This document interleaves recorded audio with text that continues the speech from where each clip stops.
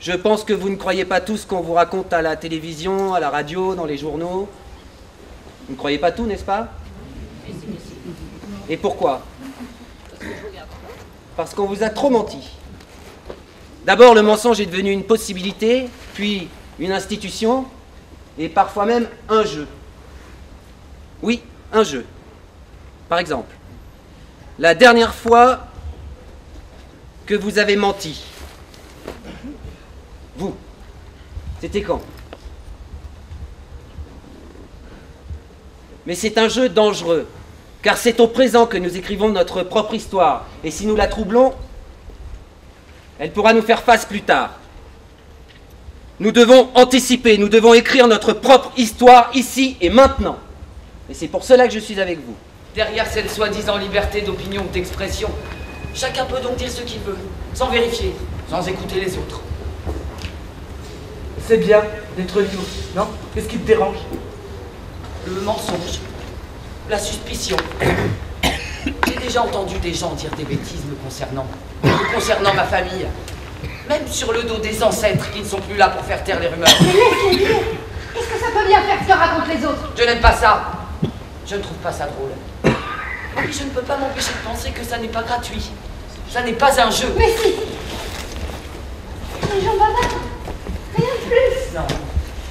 J'ai déjà entendu ma fille rentrer de l'école en disant « Maman, un tel m'a dit que notre famille ceci, notre famille cela. » Ce ne sont pas les enfants qui inventent seuls ces histoires. Ce sont les grands qui abîment leurs oreilles et leurs bouches. Et comment as-tu réagi? Comme une maman. J'ai eu un enfant avec un homme que je n'aimais pas. On ne peut pas empêcher la vie qui vient. On ne peut pas empêcher la vie qui pousse. J'ai eu un enfant avec un homme dont j'essaie chaque jour d'oublier le nom. Je suis résolu, déterminé. Et je ne suis pas là pour plaisanter. Nous sommes nombreux. Nous avançons ensemble. Et ensemble, nous avons la solution. Quartier par quartier. Maison par maison. Rue par rue. À Morambie, j'ai trouvé tous mes protégés en grande forme.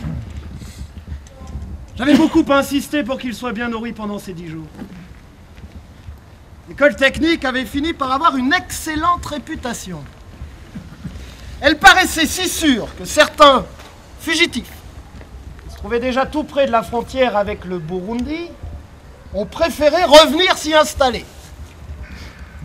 Et parce qu'on y mangeait au moins à sa faim, de nombreux Hutus se sont fait passer pour des Tutsis auprès des éléments de la garde présidentielle postés à l'entrée. J'ai ordonné qu'on les laisse entrer. Une fois dehors, nous avons vu une meute de chiens rôder autour de Nyamata.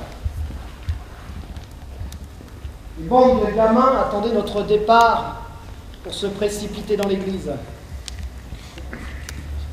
Il y avait tellement de cadavres qu'ils pouvaient toujours espérer glaner quelque chose, les petits. Tous ces Tutsis à tuer.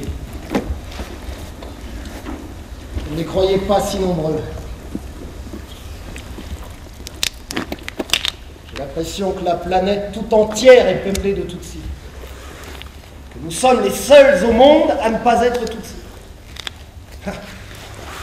C'était si facile avant de crier avec la force du tonnerre. Touba, Tsemba, Tsembe!